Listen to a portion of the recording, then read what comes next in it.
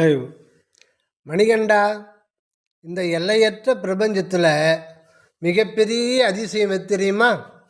என்னென்னு அந்த 7 அதிசயங்கள் தானே. எப்பா, அதெல்லாம் மனிதனால் உருவாக்கப்பட்ட செயற்கையான, முன்பு ஒருபோதும் இல்லாமல் பின்பு ஒரு நாள் அழியப் போகிற, கண்ணுக்கு காட்சி ஆகின்ற ஒன்று. நான் சொல்கிறது அந்த 7இல் ஒன்று போன்றது அல்ல.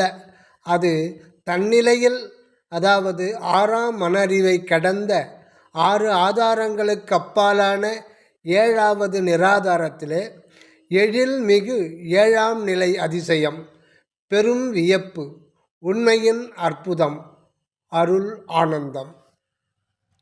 என்னென்ன ஒன்றுமே புரியல. என்னது அந்த அதிசயம் சொல்லுங்க.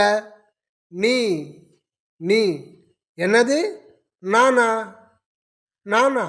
ஆம், நான் என்ற உணர்வு புள்ளி. கண்ணால் காண முடியாத, காதால் கேள்விப்படாத, மனதால் எண்ணி பார்க்க முடியாத ஒரு அழியாத, என்றும் உள்ள அருவமான அணு வடிவம்தான் நான் என்ற வண்ணம் கொண்ட அது நீ. இந்த உணர்வு செழிதான் பிரபஞ்சத்தின் ஒரு மையமாக தன்மையில், அதாவது தனிப்பெரும் கருணை 7 அசை கொண்டது. தனி மெய்யில், அதாவது அருட்பெருஞ்சோதி அதன் ஒரே ஒரு அனுபவ மையமாக உள்ளது. அகண்டாகாச வான்பெருவெளி முற்றும் நிறைந்த அகிலமாம் அன்பாம் மெய்ப்பொருளுக்கு இந்த நான் தான் அனுபவ வாழிடமாக இருக்கின்றது.